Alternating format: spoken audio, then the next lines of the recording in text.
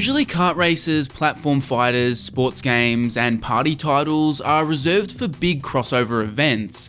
They're good excuses to use a wide range of IP from Cartoon Network or Nickelodeon. But when you're a franchise as big as SpongeBob, well, they start giving you your own games in those genres. Nickelodeon had already tried to emulate Mario Party once with the abysmal Nickelodeon Party Blast, but now SpongeBob was being given the chance to try and replicate one of Nintendo's beloved franchises. So many attempts have been made by many different developers over the years to capture the essence of these Nintendo multiplayer games, but only a rare few have ever succeeded. Is SpongeBob going to be yet another cautionary tale? Released on October 19 for the Game Boy Advance and a couple days later for home consoles, SpongeBob SquarePants Lights Camera Pants was the first of two SpongeBob games released in 2005. In THQ's initial press release, they actually mentioned that the game was supposed to come to DS and PSP, but those versions never came to light. As late as April, the game was being advertised as a DS title, but I get the sneaking suspicion that those two ports ended up morphing into the Yellow Avenger. It can't be a coincidence that the Yellow Avenger is exclusive to DS and PSP, and it also released around the same time. The Yellow Avenger was also officially announced in between the last mention of a DS Lights Camera Pants port and the first announcement that the DS port was no longer a thing. The GBA version was developed by WayForward, who developed the previous SpongeBob GBA game. To say I've been less than impressed with WayForward would be an understatement. I've covered 6 of their games across Cartoon Network and Nickelodeon video game history, and only one of them has been any good.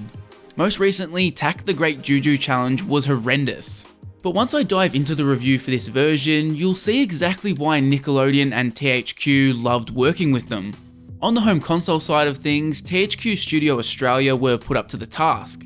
We previously saw them develop Attack of the Twonkies, which was actually their first game as a studio.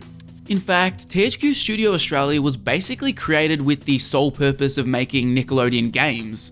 They pop up again for the Avatar trilogy, and then the game based on the live action film. Also, a neat bit of trivia is that the home console version was used for one of MTV's video mods. If you ever wanted to see Bikini Bottom rocking out to Blink 182, that's a thing that exists. Critically, the GBA version reviewed strongest, generally landing scores between the low 6s and mid 7s. In comparison, the home console game was trashed by critics with a disturbingly low 5.9 average review score. That's not exactly promising, but hey, maybe the GBA version is a hidden gem. Let's check that out first and see if WayForward can't redeem themselves.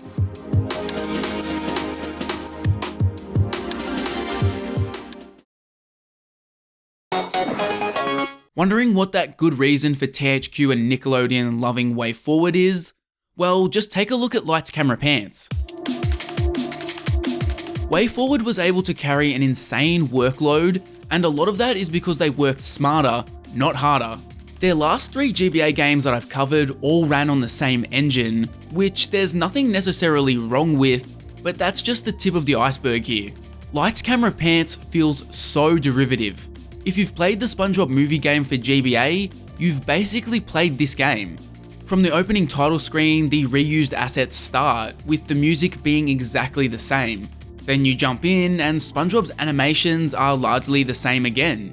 I don't mind devs reusing assets, especially when they're given insane deadlines, which is usually the case with licensed games, but here it often feels like you're playing the same game rather than an iterative sequel. Oh, and yeah, as you've probably realized by now, this version isn't a party game. It's not like party games were impossible to do on the GBA. Hell, Mario Party released a GBA title earlier this same year, and Nick's rivals over at Cartoon Network did it too, albeit very poorly. But I think steering away from the party game genre was a wise decision. I haven't played Mario Party Advance, but all of the minigame collection titles I have played on GBA just don't work. The GBA was so limited with what kind of minigames you could do that they all feel basic and samey. Instead, this version is a 2D platformer where SpongeBob and friends need to wrangle Mermaid Man and Barnacle Boy so they can film a new episode of their show. Giving the game some much needed life is the Super Mario Bros. 2 inspired character system. Rather than playing as just SpongeBob or a team up with Patrick, you have 4 characters to choose from, with Sandy and Squidward joining in. Each character has unique abilities that aren't insanely different, but they work better or worse in certain scenarios. It adds a layer of strategy to the platforming. Without looking too deeply, I'd imagine there would be a sizable speedrunning community around this game just based on this system. Working out optimized routes through levels based on character skills does sound pretty cool. The characters also act as your lives. Dying with SpongeBob will instantly bring you back into the action as Patrick. You can also change which character you're controlling at any time by tapping R. Smartly, I don't think any obstacle ever truly needs a specific character. If it did, you would be out of luck if you had that character die earlier in a level. Somebody might be able to correct me in the comments, but I didn't come to a hard roadblock at any time in my playthrough. Each character has the same amount of abilities available to them, but what each button press does is different. You've got a standard attack when you press B while standing still or walking, a dash attack activated while running, and then a mid-air attack activated while jumping. Let's look at each character individually. SpongeBob is the most fun to control from a movement perspective, but combat is a very mixed bag. His standard attack is complete garbage, but his other 2 attacks are very handy, especially his mid-air attack. This sees SpongeBob begin to float. No idea how this would kill enemies, but it's so overpowered. If I wanted to cheese my way through to the end of the game, I would have just used SpongeBob the entire time, but I decided to rotate around purely based on my deaths instead. Patrick is this game's ranged attacker, throwing ice cream cones in a god-awful arced pattern. Arced range attacks in games like this always suck, so this was a big strike against Patrick immediately. But then his cartwheel dash attack is reliable, and the ground pound is used frequently for removing roadblocks, so he was redeemed slightly. Sandy is probably the most well-rounded character. Her standard attack is just a normal punch, and then she whips out her lasso for dash and mid-air attacks. But her best quality comes in the form of her very random immunity to deadly spikes. This means large chunks of levels can actually be skipped through if you've still got Sandy up your sleeve. It also got me questioning whether the other 3 characters had similar special traits. The game doesn't at all advertise that Sandy can do this, you're forced to just sort of stumble upon it yourself, and I didn't discover an equivalent ability for the other 3, so I was left unsure. And finally we come to Squidward, the worst of all the characters. First off, Squidward is a ranged attacker, but look at how long the cooldown is for this clarinet blast. The time it takes between attacks is absurd, and to top it off, his dash attack isn't even a dash attack. Squidward stops dead in his tracks when using this, rather than flying through enemies like the other 3. His one redeeming quality is that his mid-air attack also serves as a super jump, but that doesn't even come close to the usefulness of Sandy's spike invincibility. Ah well, at least his level complete animation is kind of funny. Despite offering a lot of combat options, the combat in Lights Camera Pants sucks. Fighting off enemies just never feels right no matter which attacks you use, which is a big issue because this game leans way more into the combat than actual platforming. After just 2 hits from enemies, your character will die, which might seem brutal on the surface, but this game is laughably easy. You won't be taking that much damage from enemies, and when you do die, the 4 characters acting as your lives gives you so much breathing room. When you combine that with a pretty generous offering of power-ups that revive characters, well, I never ran out of characters. It is a surprise that I didn't die more often with the game's obnoxious double tap the D-pad to run control scheme. I can count on one hand the amount of times double tapping a D-pad to run has worked well, and this isn't one of them. It makes movement feel so stop-start, and the spotlight really shines on how bad it is when WayForward introduces chase sections. When you do any action that isn't just running in a straight line, you revert back to walking. Decide to jump? Well, you're back to walking. Drop down off a ledge? Back to walking. It feels horrible and makes the combat look flawless in comparison. Lights Camera Pants on GBA has a very strict structure to how the game's laid out for the most part. The game has 4 worlds, each featuring 4 levels. The first 2 levels are platforming levels, while the final two are usually a driving level and a boss battle. The driving sections control surprisingly well, at least compared to the abomination that was the Great Juju Challengers racing a month earlier. Plus, Sandy looks like she's driving a 2D version of the honor roller from Simpsons Hit and Run. The boss battles that finish off worlds are so bizarre, they take the form of a DDR style rhythm game. The music is actually pretty good for these dance fights, even if the button prompts don't really match up to the rhythm of the songs. Expecting that was probably a bit too much for a game like this. WayForward does try to get a little experimental with the later worlds. You'll get a level that is entirely a chase sequence, as well as a brick breaker and 625 sandwich stacker type minigames, replacing the DDR and driving portions. The game then ends with a fifth world, which is actually you playing through the episode of Mermaid Man and Barnacle Boy that was filmed. This just leads to you playing a bunch of minigames back to back. Once that's completed, you've experienced almost everything Lights Camera Pants on GBA has to offer. Well, there is one other thing left to do. So Lights Camera Pants on GBA does retain some of that party game DNA. Beating levels unlocks minigames, and by collecting these stars, you can also purchase additional minigames too. To get enough stars to unlock all the minigames, you'd have to play through the levels a bunch, which just isn't worth it, especially when most of the minigames are just things you've already experienced in the main game. And visually, it looks pretty good, even if a lot of SpongeBob and Patrick's assets are reused. The music is the most egregious offender though. I swear most of the tracks here were copy and pasted from the SpongeBob movie. It's far too obvious that Lights Camera Pants on the GBA was designed to be pushed out as quickly and cheaply as possible. That's not to say it doesn't have its good qualities, but you can definitely tell it was designed to be pushed out the door as quickly as possible. I would have liked it to be disguised a little better. The amount of reused assets is really pushing the limits here. While this game often does feel like a budget rehash, it also might be the most fun of WayForward's two GBA SpongeBob games. I wouldn't really recommend this game, but if you're really wanting to play a SpongeBob GBA platformer, this would be the one. WayForward does return in 2006 for Creature from the Krusty Krab, so hopefully that takes a step forward rather than rehashing old assets.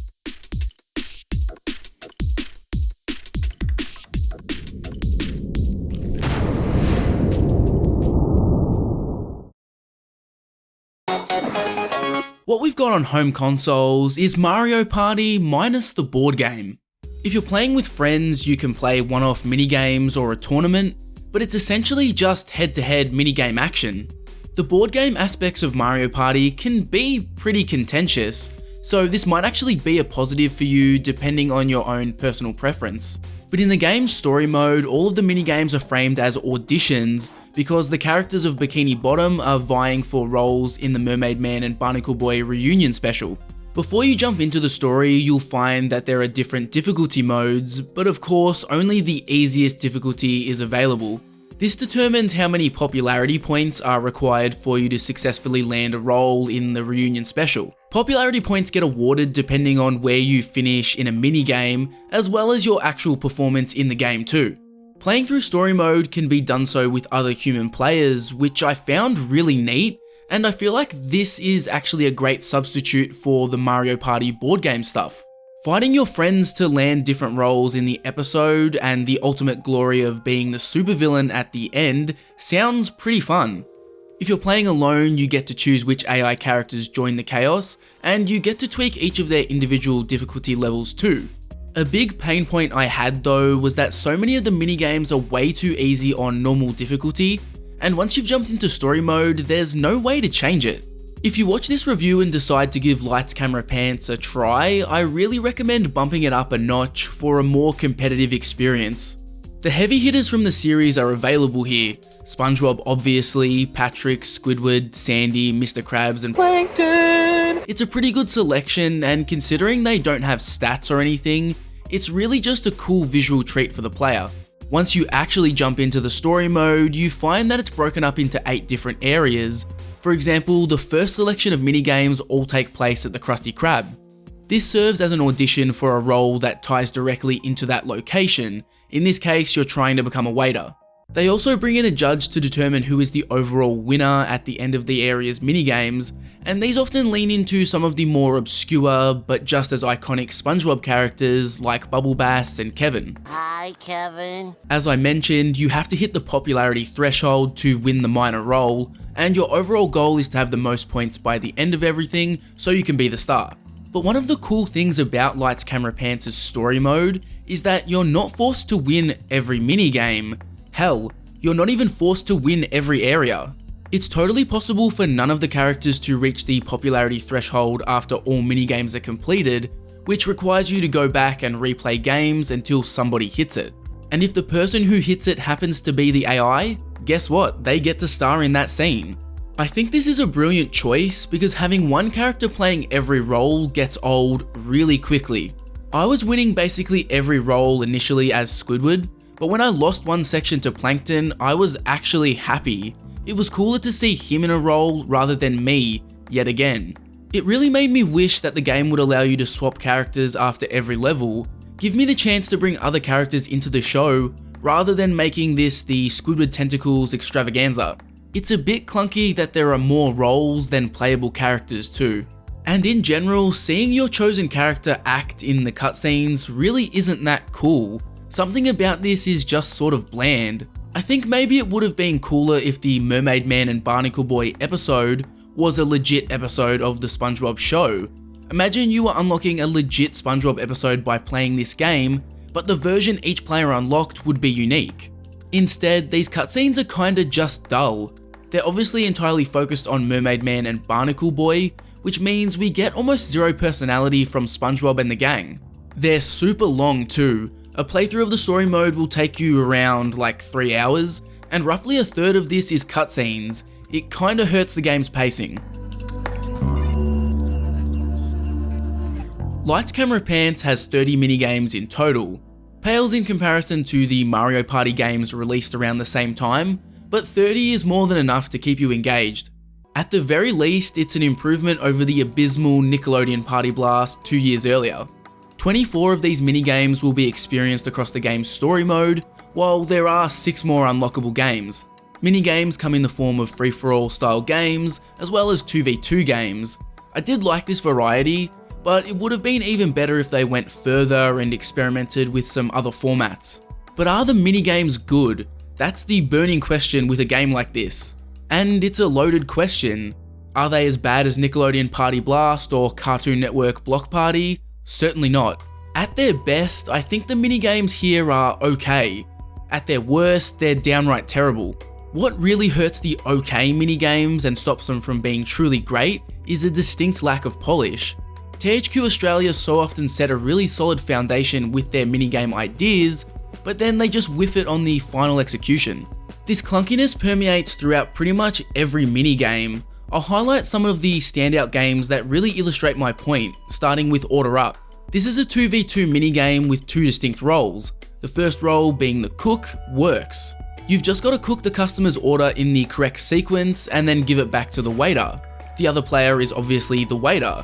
You need to take orders from the customers, which involves you hitting a 3-button combo and then taking it back to the counter. Once the order is ready, you need to remember which customer it's supposed to go to, then take it to them. The only problem is that giving the order to the kitchen and then taking the order back to the table starts clashing. So many times you'll be dropping a new order off at the kitchen at the same time an order is ready. You might press A to pick up the order, but no, the game has instead started putting the button prompts in for the other customer's new order.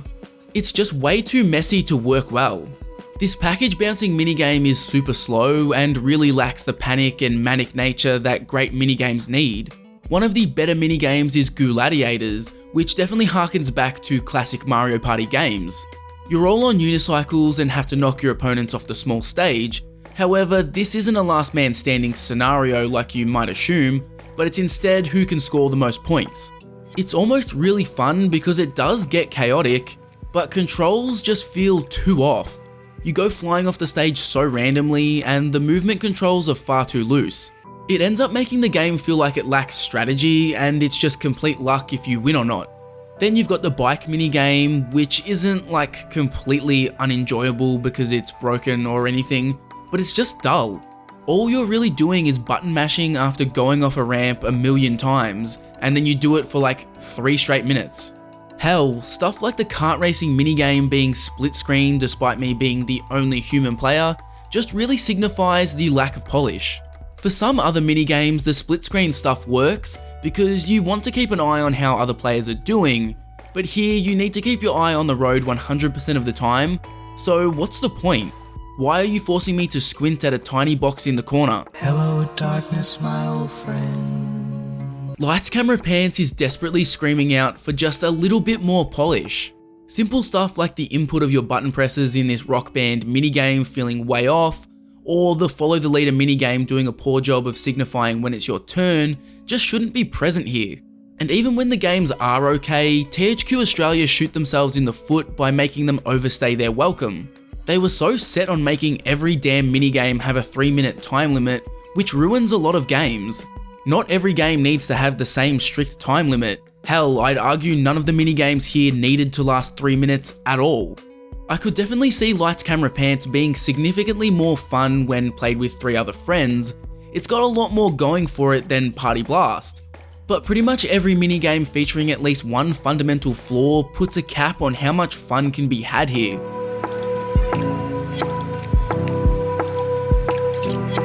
One area I do want to give the devs a lot of credit is the visual presentation. This has got to be the best looking SpongeBob game so far in terms of both fidelity and animations. The in-game models look so good, and all of the cutscenes here are in-engine, which I think is a testament to how good the game looks, because a lot of other games feel a little cheap when they do this, but not Lights Camera Pants. But the presentation isn't completely flawless. The judges for the minigames in story mode are animated in the cheapest 2D style I've ever seen. It's laughably bad and does take away from the otherwise cool factor of having fan favourite characters appear. And there is voice acting here, but the amount of lines for each character are super limited and they get reused across multiple minigames. It becomes annoying fast. My plan's working! Woo! I'm back! Yippee! There's one! Receiving incoming transmission.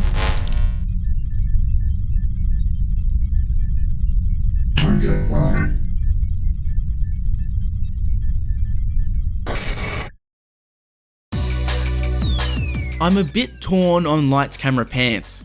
On the one hand, it's actually one of the better Mario Party style games I've played, but having said that, it does so much wrong that it's hard to actually consider it a good game. At this point, you're probably sick of me comparing the game to Mario Party, but how could I not? When you're trying to jump into a genre that was basically invented by this one franchise and has only been done well by this one franchise, well, you're going to be compared. Especially so when Mario Party games were still constantly releasing around this time. When you make a game like Lights Camera Pants, you've got to give gamers a reason to choose it instead of the latest offering from Nintendo. Ultimately, there isn't much reason to choose this unless you're a die-hard SpongeBob fan. I don't regret playing it, and it's not exactly a bad game, but it is frustrating. Frustrating that THQ Australia nailed so many things, but didn't quite have the polish to pull it off. Next time we'll be taking a look at a brand new game, Teenage Mutant Ninja Turtles: Shredder's Revenge. This will actually be the very first time I'm covering the Turtles on the channel, and in a weird ironic twist, it's for a game that is inspired by an era well before they were owned by Nickelodeon. I really doubt that I'll get review access for this one because it's a title that legit mainstream outlets are very interested in covering, so don't expect a review when the game drops on the 16th. If I was to guess, I'd say I'd be likely to have the review ready to go for my regular upload day and time. To make sure you don't miss that video or any of my upcoming reviews, including the impending Nicktoons Unite review, go ahead and hit that subscribe button. And to stay up to date with everything that's happening with the channel, jump over to Twitter and give me a follow.